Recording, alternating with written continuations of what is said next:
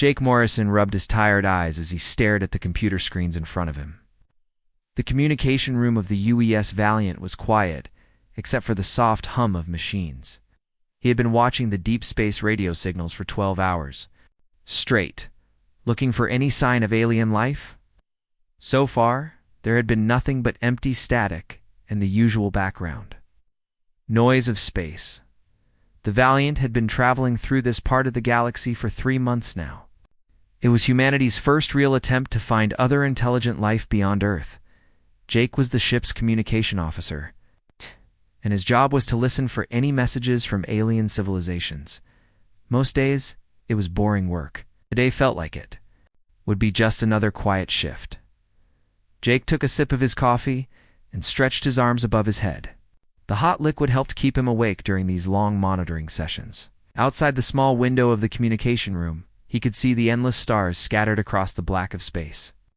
Earth was millions of miles behind them now, just another tiny dot of light in the distance. Suddenly, one of his screens lit up with activity.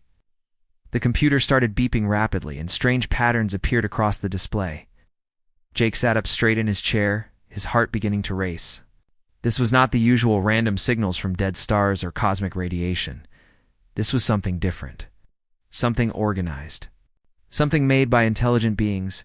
He quickly started recording the signal and ran it through the ship's analysis programs. The patterns were complex but followed mathematical rules. There were repeating sequences and frequency changes that looked deliberate. After a few minutes of analysis, Jake was certain. This was a message from aliens. His hands shook slightly as he pressed the button to call Captain Rodriguez to the communication room. This was the moment humanity had been waiting for. First contact with another intelligent species. Jake tried to stay calm. He could feel excitement building in his chest. Captain Maria Rodriguez arrived within 5 minutes, still putting on her uniform jacket. She was a woman in her 40s with short black hair and sharp brown eyes that missed nothing. She had been chosen to lead this mission because she was one of the best ship captains in the Earth fleet. "What do you have for me, Jake?"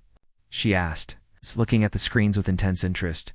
Jake pointed to the main display where the alien signal was still playing. "Ma'am, this is definitely artificial.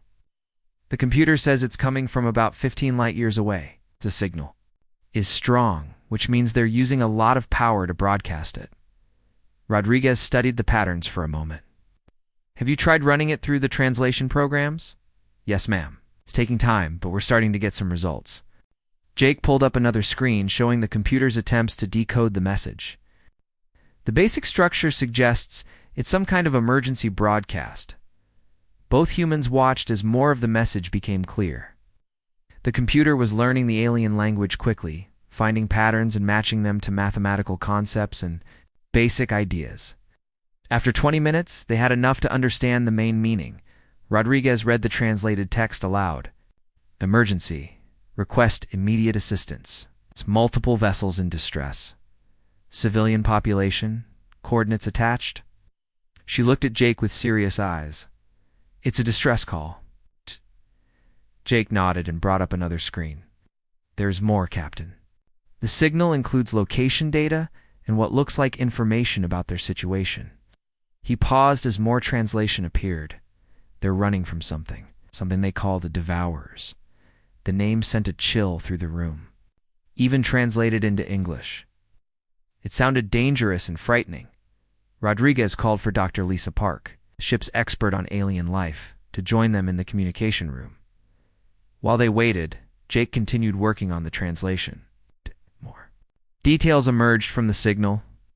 The aliens called themselves the Keth Mori, and they were refugees fleeing from their homeworlds. The Devourers were apparently some kind of enemy that destroyed entire planets. Dr. Park arrived 10 minutes later. She was a young woman with blonde hair and glasses, carrying a tablet computer and looking excited. She had spent years studying the possibility of alien life, and now she was finally getting the chance to analyze real alien communications. "This is incredible," she said, as she began examining the signal. "The language structure is completely different from any human language, but the mathematical base is similar to ours. These beings think logically like us." She worked quickly, adding her expertise to the computer's translation efforts.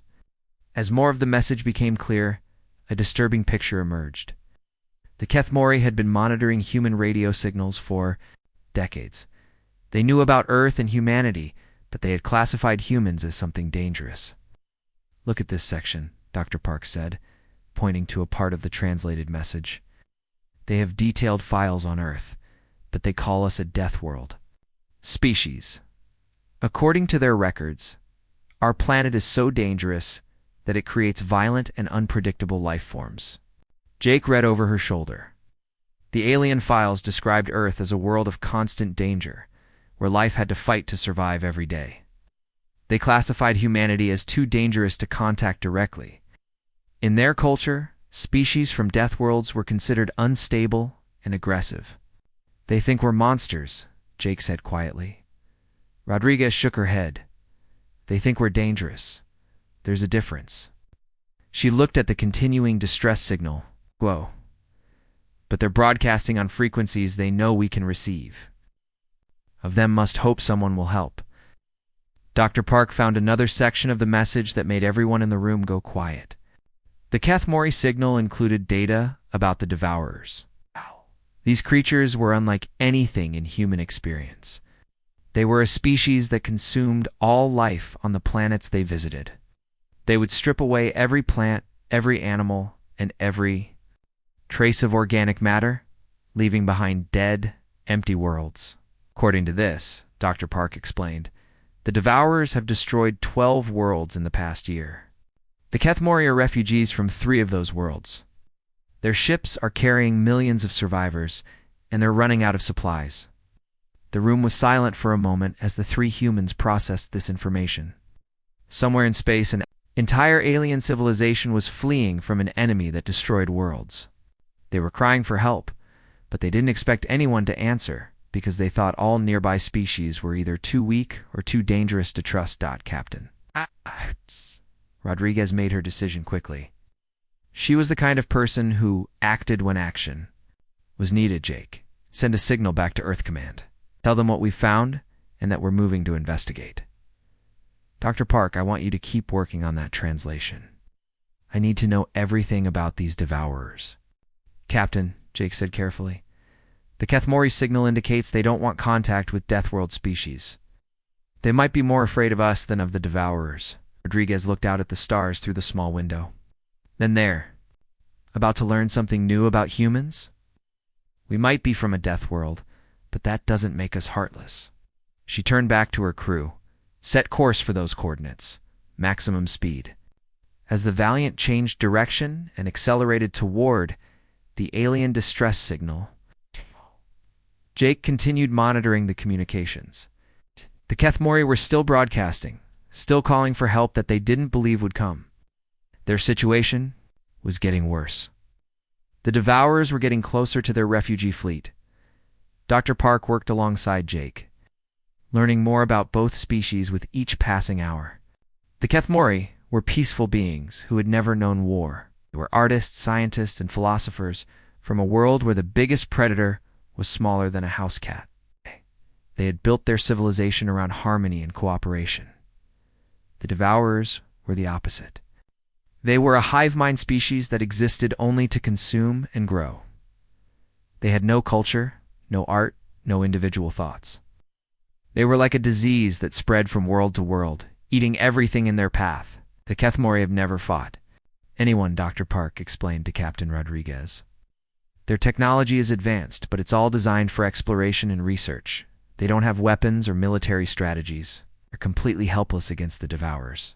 Rodriguez nodded grimly. We're the only ones close enough to help them. She looked at the star charts showing their destination. How long until we reach their position? At current speed, about 18 hours, Jake replied. The captain made another decision. Send a message to the nearest Earth ships. Tell them we need backup. If we're going to face these Devourers, I want more firepower. As the Valiant raced through space toward the alien refugees, its crew prepared for humanity's first real test among the stars. They were about to discover whether being from a death world made them humanity's greatest weakness or their greatest strength.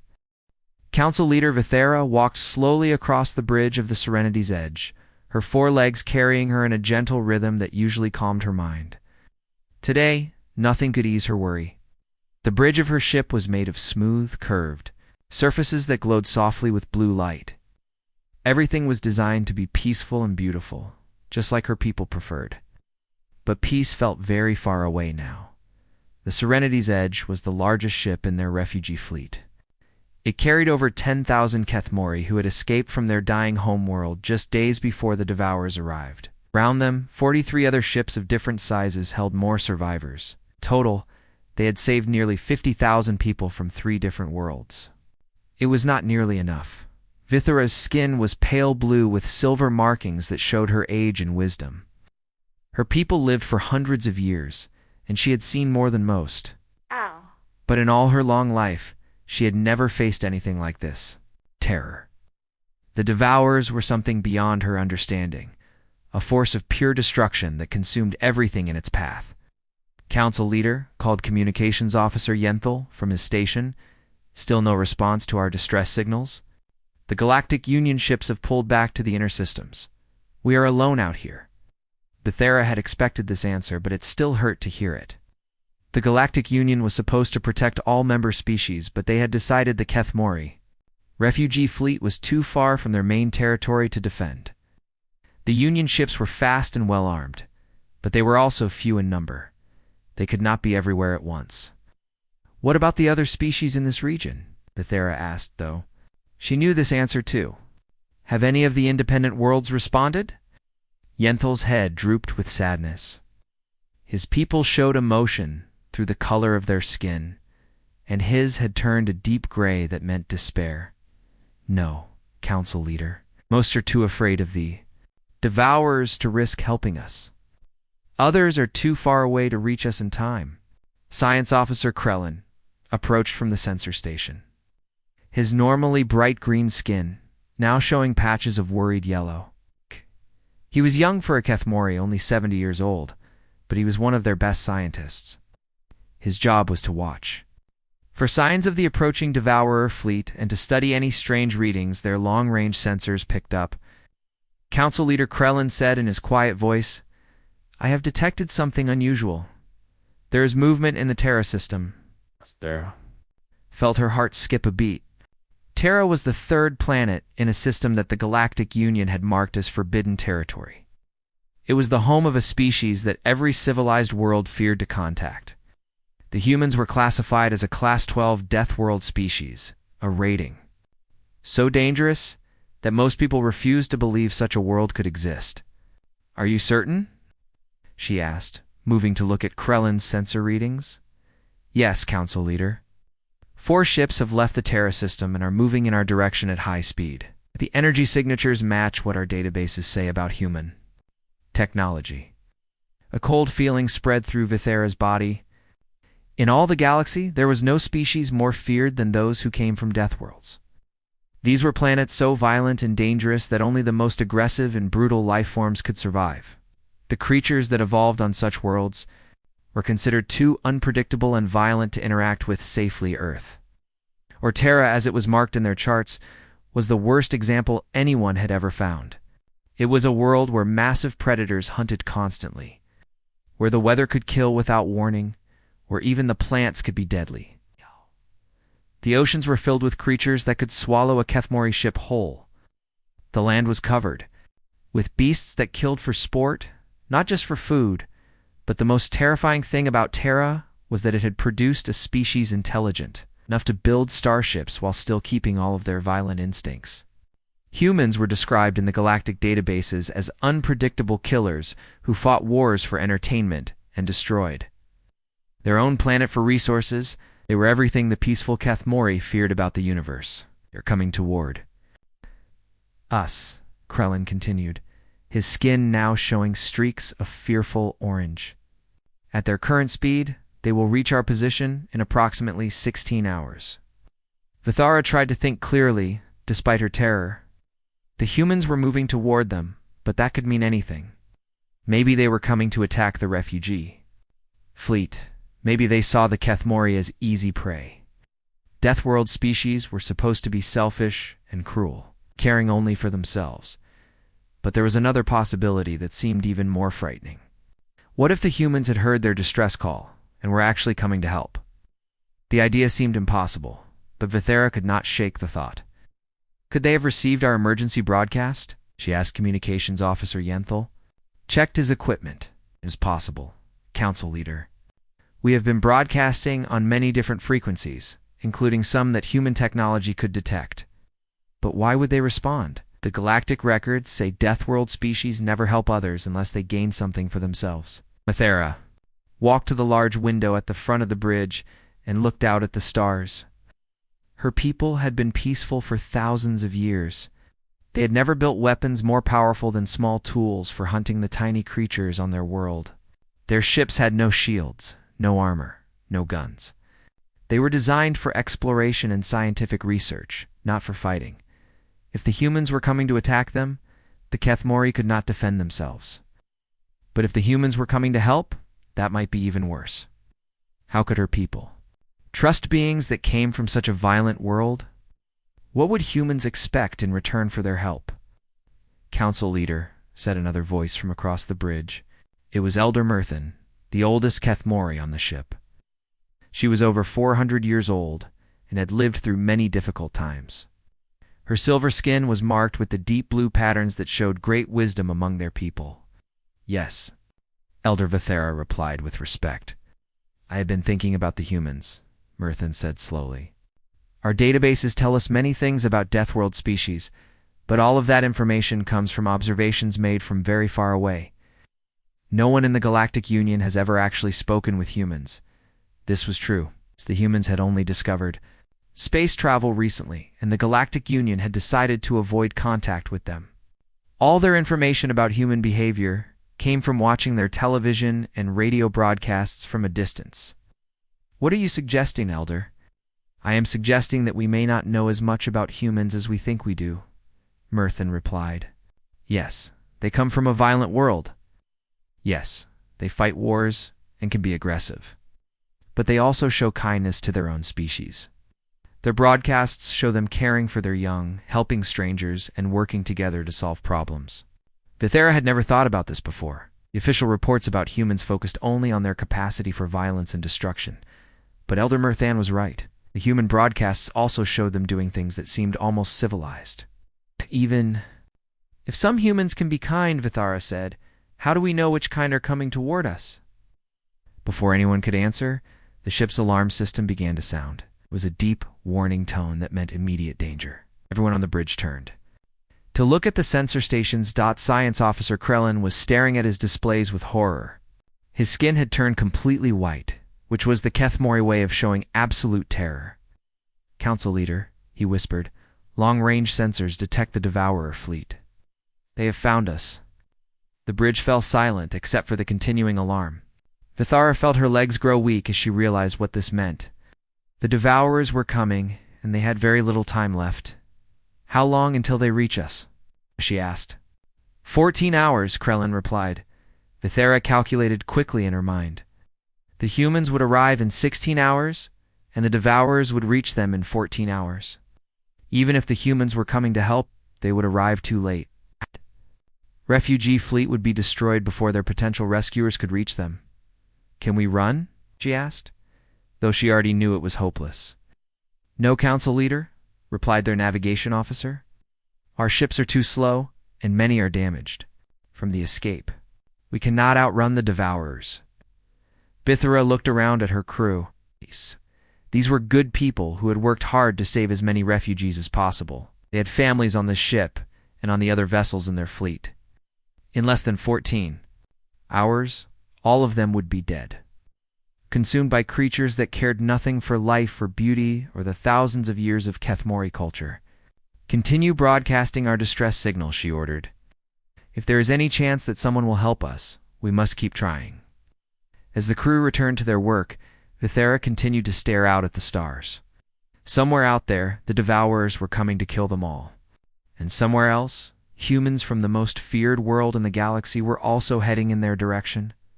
She wondered which force would reach them first, and which one would decide the fate of her people. For the first time in her life, Council Leader Vithera found herself hoping that the monsters everyone feared might actually be the heroes they desperately needed.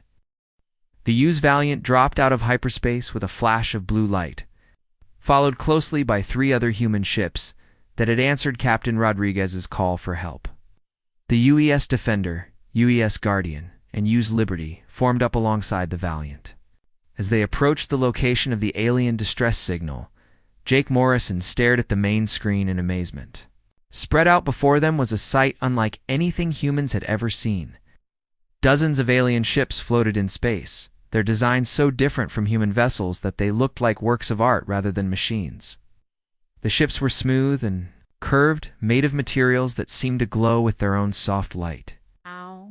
They moved in graceful patterns, like fish swimming together in a school.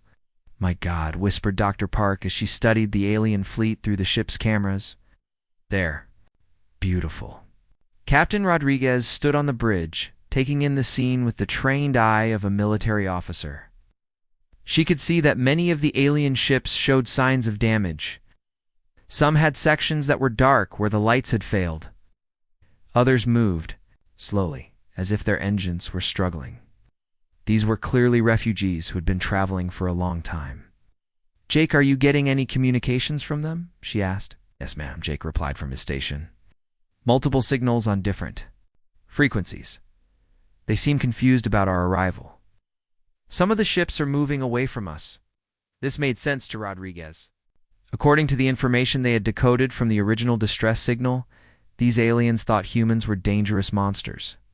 They were probably terrified to see 4 human warships suddenly appear near their fleet. "Open a channel to their lead ship," Rodriguez ordered. "Let's try to talk to them." The main screen flickered and then showed the inside of an alien bridge. The first thing that struck the humans was how different the aliens looked from anything they had imagined. The being who appeared on screen was tall and thin, with pale blue skin marked with silver patterns. She had 4 arms and 4 legs, and her head was larger than a human head, with 4 dark eyes that seemed very intelligent. "This is Council Leader Vithera of the Kethmori refugee fleet," the alien said through their translation system. Her voice was soft and musical, not at all what the humans had expected from their first alien contact. We did not expect anyone to answer our distress call. Your species is classified in our records as..." She paused, clearly struggling to find polite words. "Dangerous?" Rodriguez said with a small smile. "Yes, we've heard that before. But dangerous doesn't mean we don't care about others in trouble. We received your distress call, and we're here to help." The alien leader's 4 eyes widened with surprise. In the background, other aliens could be seen moving around their bridge, their skin colors changing in what Dr. Park guessed was their way of showing emotion. "You would help us?" Ethera asked, her voice filled with disbelief. "Even though we are strangers? Even though helping us might put your own people in danger?" Rodriguez looked around at her crew. Jake was recording everything for the history books while Dr. Park was taking notes as fast as she could type. Everyone on the bridge understood they were living through one of the most important moments in human history. "That's what people do," Rodriguez said simply. "When someone needs help, you help them if you can." Dr. Park stepped forward and asked permission to speak. She had studied alien cultures for years, and she understood how important this first conversation would be for both species. "Council Leader Vithara," Dr. Park said carefully, "we know about the Devourers from your distress signal. We want to learn more about them so we can help you fight them." The effect of these words on the alien bridge was immediate. Several of the Kethmori made sounds of surprise, and their skin colors shifted to what looked like patterns of fear and confusion. "Fight them?" Vithera said weakly. "Cannot fight the Devourers. No one can fight them. They're a force of nature, like a storm or an earthquake. They consume everything and cannot be stopped." "Council Leader," said Commander Alex Chen, the Valiant's tactical officer. "With respect, everything can be fought if you know how to do it right. We'd like to learn about their ships, their weapons, their tactics.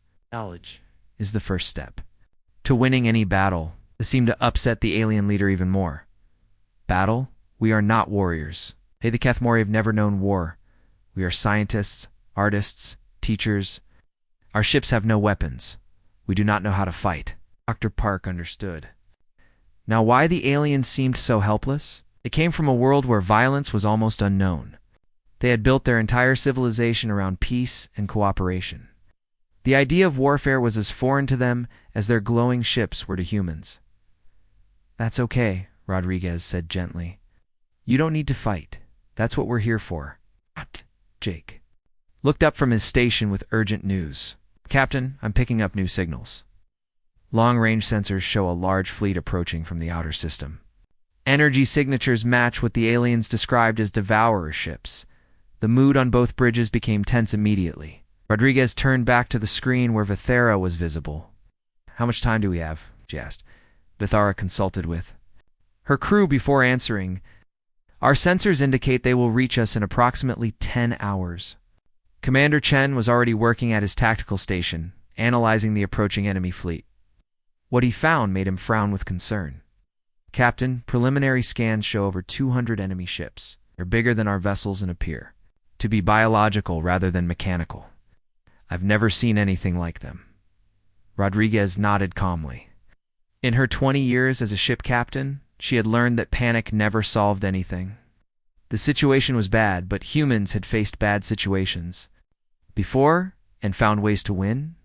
"How many people are in your refugee fleet?" she asked Vithara. "Nearly 50,000 across all ships," the alien leader replied. "We evacuated everyone we could before our worlds were consumed." Rodriguez did quick calculations in her head. 50,000 refugees in slow, unarmed ships, being chased by over 200 enemy vessels. Her 4 ships would be badly outnumbered, but they had advantages the aliens didn't understand yet. "Council leader, I need you to move your fleet to these coordinates," Rodriguez said, transmitting location data to the alien ships. "We're going to position ourselves between you and the Devourers." "You cannot fight so many ships with only 4 vessels," Vithara protested.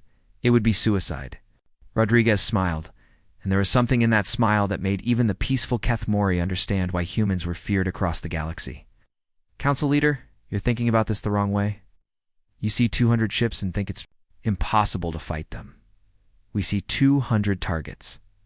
Dr. Park had been studying the information about devourer tactics that the aliens had shared. She found something interesting in the data. "Captain," she said, "according to these records, the Devourers have never faced organized resistance. Every species they've encountered has either run away or been too weak to fight back effectively. They might not know how to handle an enemy that fights back." Commander Chen looked up from his preparations with a grim expression. "Captain, I've been analyzing their ship movements from the sensor data. They don't use complex tactics. Just swarm toward their targets and overwhelm them with numbers. That could work in our favor," Rodriguez said thoughtfully. "They're not used to fighting. They won't expect us to use advanced strategies." Jake received an incoming transmission from the other human ships. Captains of the Defender, Guardian, and Liberty were requesting orders and sharing their own tactical assessments. "All ships report ready for battle," Jake announced. "Captain Williams of the Defender says his fighter squadrons are prepared for launch. Captain Brooks of the Guardian has her Marines standing by in case we need boarding parties." Rodriguez turned back to the screen where Vithara was watching with obvious fear and confusion. "Council leader, I want you to understand something. Humans come from a world where we've had to fight to survive for millions of years. We've fought each other, we've fought nature, we've fought disease and disaster and everything else our planet could throw at us. Fighting is something we know how to do." She paused, making sure the alien leader understood her next words. "But we also know when to fight and why to fight. We're not fighting the Devourers because we're violent or because we enjoy war. We're fighting them because 50,000 innocent people need protection, and we're the only ones here who can provide it." Vithara stared at the human captain for a long moment. When she finally spoke, her voice was quiet, but filled with something that might have been hope. "I do not understand your species," she said. "Our records say you are dangerous and unpredictable, but you risk your lives for strangers you have never met. This does not match what we thought we knew about Deathworld species." "Maybe your records are incomplete," Rodriguez suggested. "Maybe there's more to being from a dangerous world than just being dangerous." As the human ships moved into defensive positions around the alien refugee fleet, the crew of the Valiant prepared for humanity's first space battle against an alien enemy. They were outnumbered 50-1, facing creatures that had destroyed entire civilizations, but they were also humans, Humans had never learned how to give up. The Devourer fleet arrived exactly when the Kethmori sensors had predicted. They came out of hyperspace like a swarm of insects, their ships dark and twisted in ways that hurt to look at. Each vessel appeared to be alive, with surfaces that pulsed and moved like breathing skin. They were not built machines, but grown creatures. Bred for one purpose, to consume everything in their path. Council Leader Vithera watched from her bridge as over 200 Devourer ships spread out in attack formation. Each one was larger than any Kethmori vessel, and they moved with a hungry eagerness that made her skin turn pale with terror. In all her years of life, she had never seen anything so frightening. "They are preparing to attack, Science Officer," Krellin reported, his voice shaking. "Energy readings suggest they are powering up their feeding systems." Between the refugee fleet and the approaching nightmare, for small human ships held their position. Compared to the massive Devourer vessels, the human ships looked tiny and fragile. It seemed impossible that such a small force could stop what was coming. Aboard the U's Valiant, Captain Rodriguez stood calmly on her bridge as her crew prepared for battle. Humans had spent the past 10 hours studying everything the Kethmori could tell them about Devourer tactics and capabilities. What they learned had given them hope. "Jake, open a channel to all human ships," Rodriguez ordered. "Channel open, Captain." Rodriguez spoke to her fellow captains with the calm voice of someone who had commanded ships through many dangerous situations. "All vessels, this is Rodriguez. Remember what we learned? The Devourers have overwhelming numbers, but they've never faced organized resistance. They don't know how to adapt when their enemies fight back."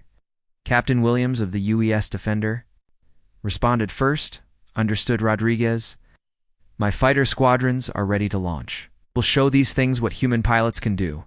Captain Brooks of the UES Guardian added her voice. "Rains are standing by. If any of those creatures try to board our ships, they'll get a warm welcome."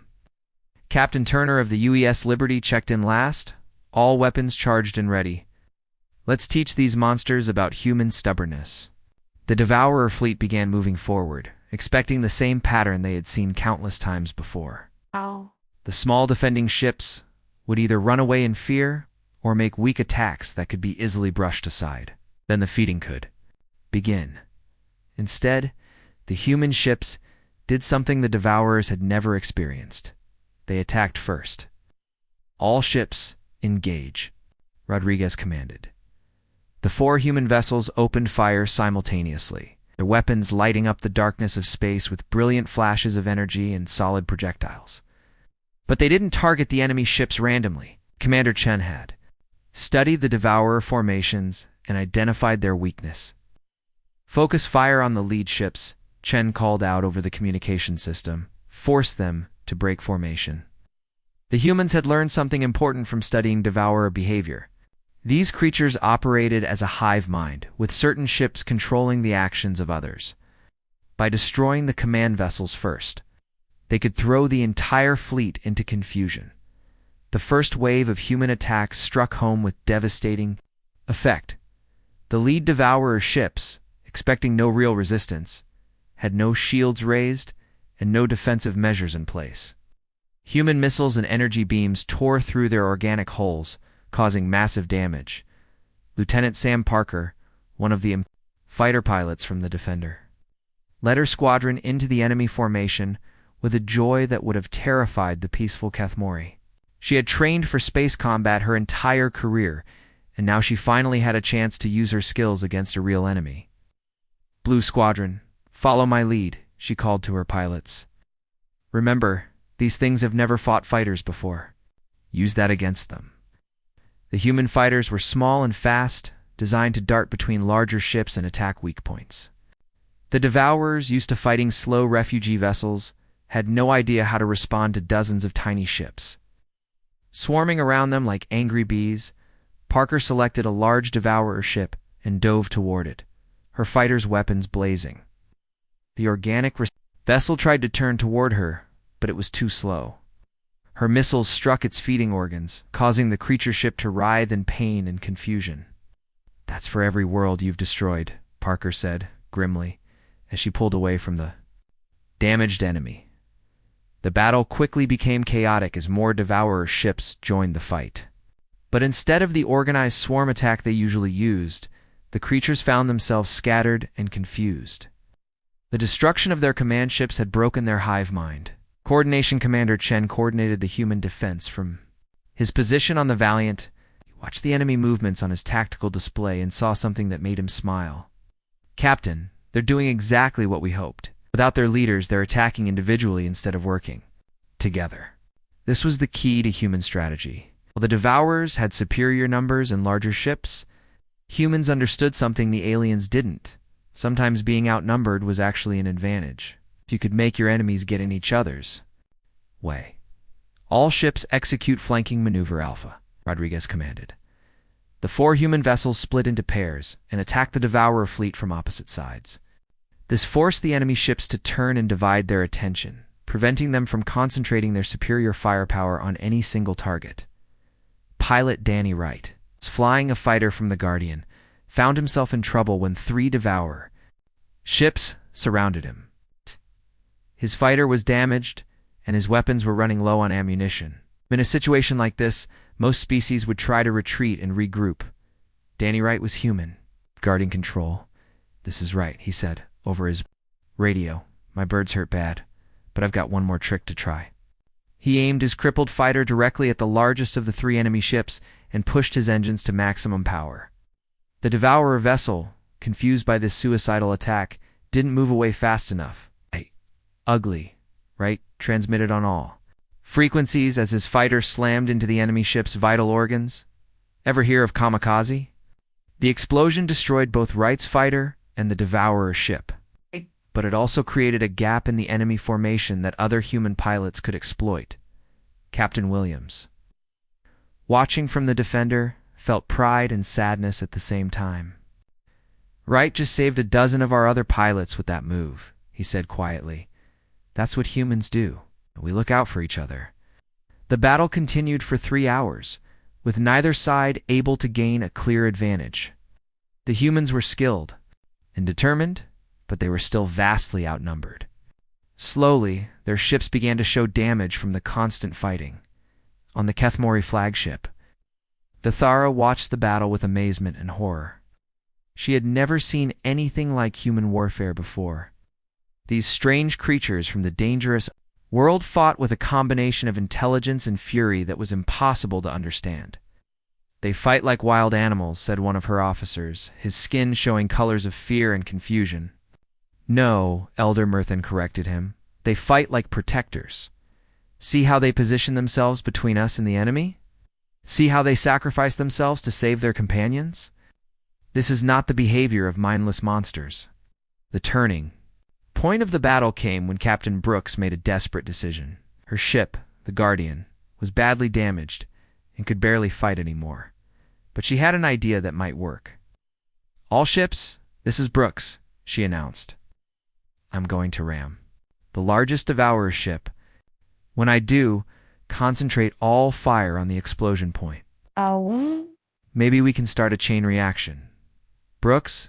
"No," Rodriguez called back. "There has to be another way." "There isn't time to find one," Brooks replied calmly. "My ship's dying anyway. Might as well make it count." The Guardian, its engines straining and its hull cracking, accelerated toward the massive Devourer command ship at the center of the enemy formation. The organic vessel tried to avoid the collision, but Brooks had calculated its movement perfectly. The impact was tremendous. The Guardian's nuclear reactor overloaded on contact, creating an explosion that could be seen from millions of miles away. The Devourer command ship was completely destroyed, and several nearby vessels were badly damaged. More importantly, the destruction of the main command creature sent shockwaves through the entire Devourer hive mind.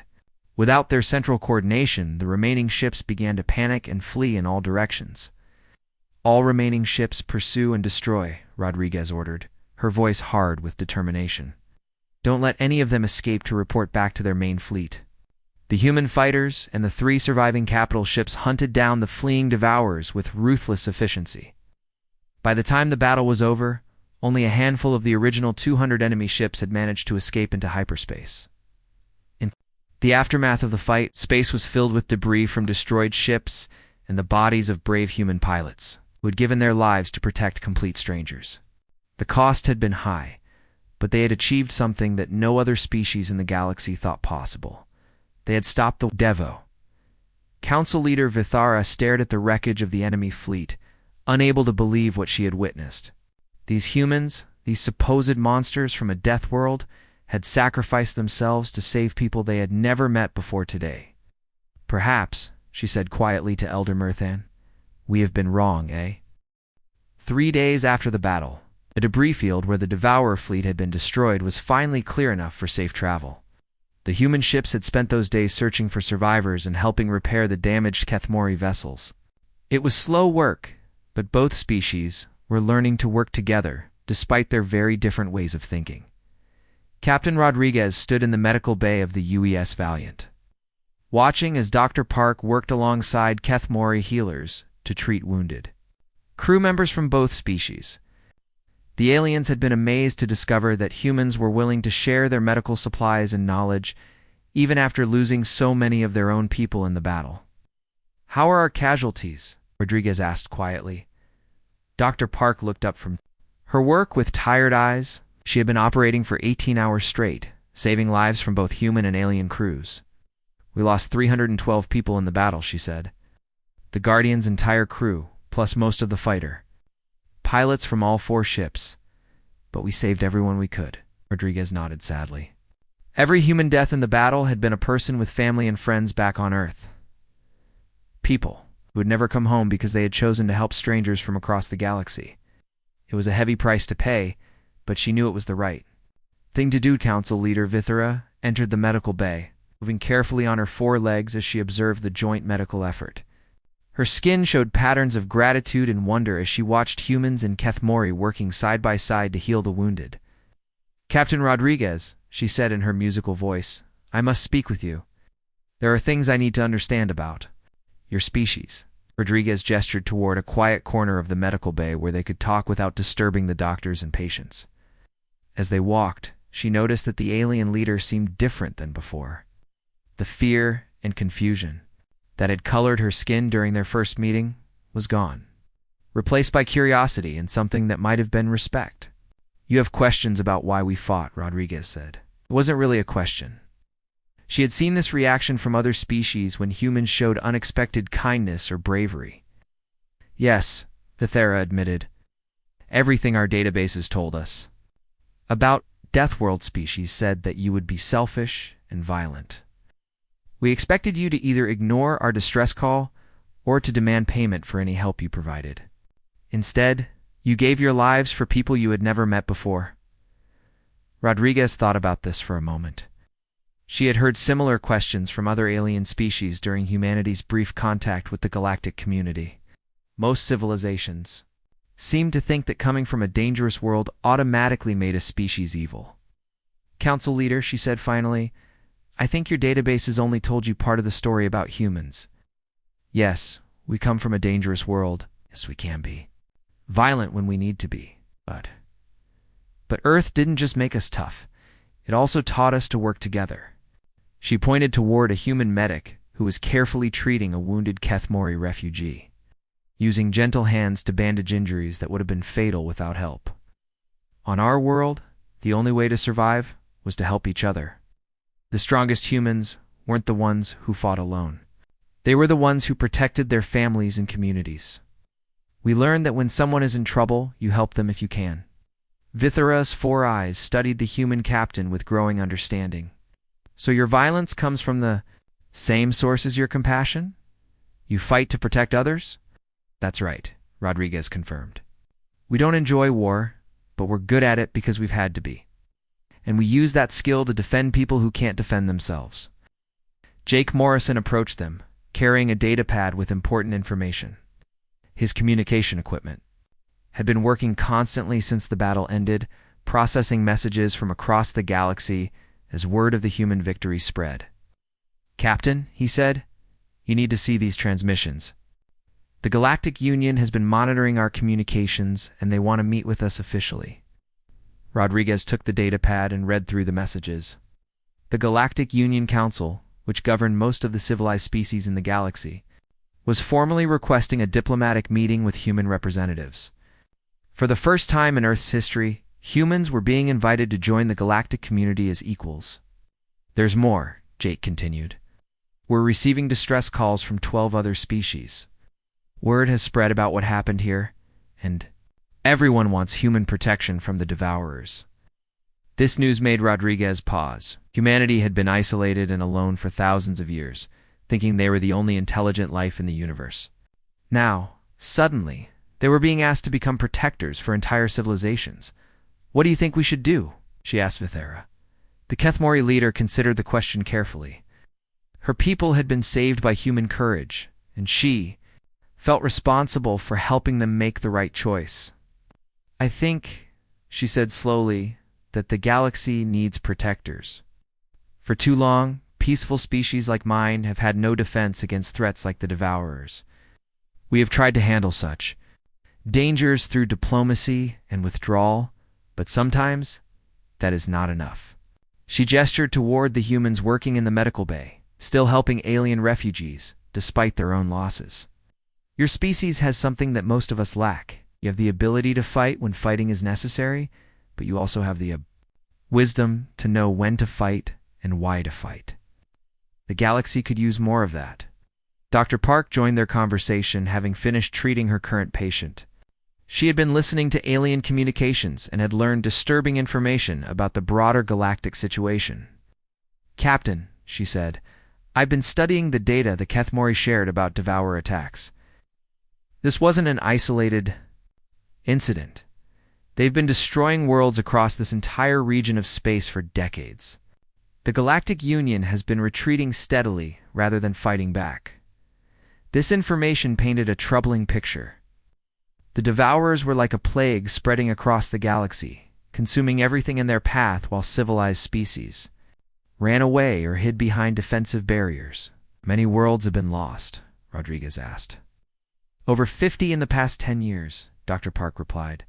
"Billions of lives. The rate of attacks is increasing." Rodriguez understood now why the Galactic Union wanted to meet with humanity so urgently. They weren't just looking for new allies. They were looking for someone who could actually fight back against an enemy that seemed unstoppable. Commander Alex Chen arrived with his own report about the battle's aftermath. His tactical team had been analyzing the wreckage of Devourer's ships, learning everything they could about the enemy's technology and methods. "Captain," he said, "we've made some interesting discoveries. The Devourers aren't just randomly attacking worlds. They're following a specific pattern, moving toward the more populated systems in the galaxy's center. If we don't stop them, they'll eventually reach the major homeworlds of every species in the Union." This made the situation even more serious. The Devourers weren't just a local threat. They were an existential danger to all intelligent life in the galaxy. Over the following days, as the combined human and Kethmori fleet traveled toward safer space, the two species continued to learn from each other. Human engineers worked with alien scientists to improve both species' technology. Human soldiers trained alongside Kethmori security officers, teaching them basic self-defense techniques. Most importantly, the two species began to understand each other. The Kethmori learned that humans weren't mindless monsters, but rather a complex species capable of both great violence and great kindness. The humans learned that peaceful species weren't weak or cowardly, but it simply never needed to develop the skills that Earth's dangerous environment had forced on humanity. Jake Morrison spent much of his time working with Kethmori communication specialists to establish translation protocols between the two species' languages. As they worked together, he developed a friendship with a young Kethmori named Yelana, who served as a science officer on one of the refugee ships. "Your species has given us a great gift," Yelana told him during one of their work sessions. "Not just protection from the Devourers, but hope. For the first time in years, my people believe that we can have a future instead of just running from danger." Jake smiled at his alien friend. "That's what humans do best. We don't give up, and we don't let other people give up either." When they finally reached the safety of human-controlled space, Captain Rodriguez received the official response to the Galactic Union's diplomatic request. The decision had been made at the highest levels of Earth's government. Humanity would accept the invitation to join the galactic community. But more than that, they would take on the role that their nature and abilities made them uniquely suited. For they would become the defenders of peaceful species across the galaxy, the message that Rodriguez sent back to the Galactic Union. Counsel was simple and direct. Tell them the Deathworlders are ready to talk. And tell them we're ready to fight. As the news spread across the galaxy, other species began to reconsider their assumptions about humanity. Perhaps being from a dangerous world didn't make a species evil. Perhaps the most dangerous creatures in the universe could also be the most compassionate. The age of human isolation was over,